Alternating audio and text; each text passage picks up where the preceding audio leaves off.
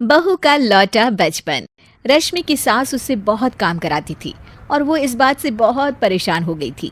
एक दिन सास कहती है, बहू, रसोई का काम खत्म हो जाए तो मेरे कमरे में आ जाना, कमरे की सफाई करनी है।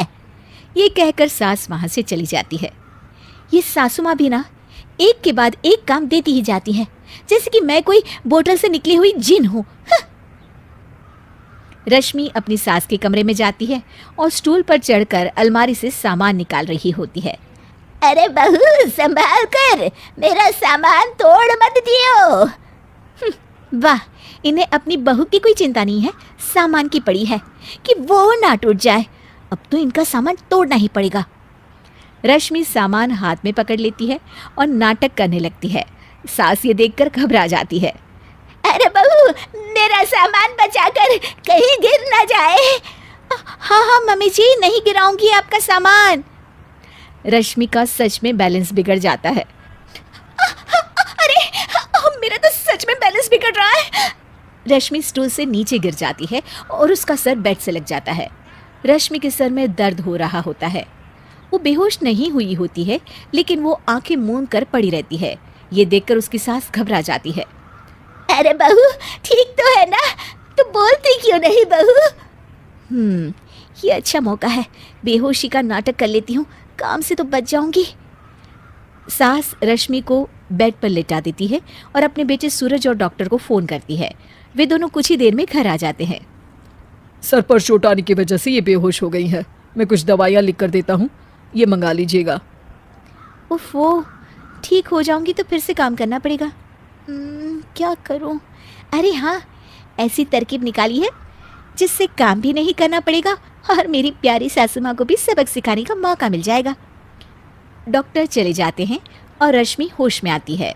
तब वो बच्ची बनकर याददाश्त खोने का नाटक करने लगती है।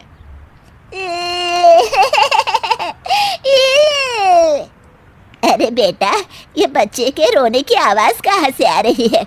हाँ माँ, मैंने भी आवाज़ सुनी। फिर से रोने की आवाज़ आती है। अरे ये तो मेरे कमरे से आ रही है। वो दोनों कमरे में आते हैं तो रश्मि रो रही होती है और बच्चों की तरह हरकतें कर रही होती है। दोनों उसे देखकर हैरान रह जाते हैं। मेरे मम्मी जी पापा कहाँ है? मुझे आइसक्रीम खानी है। अरे सूरज, ये तो बच्चों की तरह बर्ताव कर रही है। हाँ माँ, लगता है चोट लगने से इसके दिमाग पर असर हुआ है। आप लोग कौन है? मुझे मम्मी के पास जाना है। अंकल अंकल, मुझे मम्मी के पास जाना है। अंकल? अरे रश्मि, मैं तुम्हारा पति हूँ, क्या तुम्हें याद नहीं है? पति क्या होता है अंकल? और ये बूढ़ी आंटी कौन है? बूढ़ी आंटी? बूढ़ी किसको बोला? बूढ़ी को बूढ़ी नहीं बोलूंगी तो क्या बोलूंगी?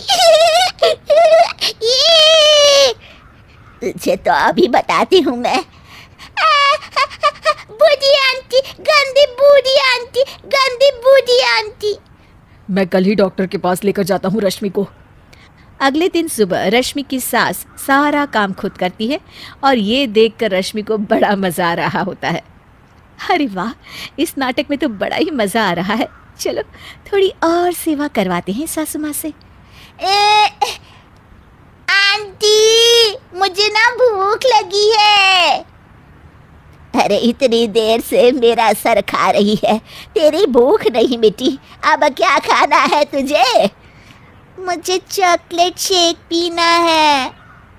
अरे मुझे नहीं आता चॉकलेट वाकलेट शेक बनाना।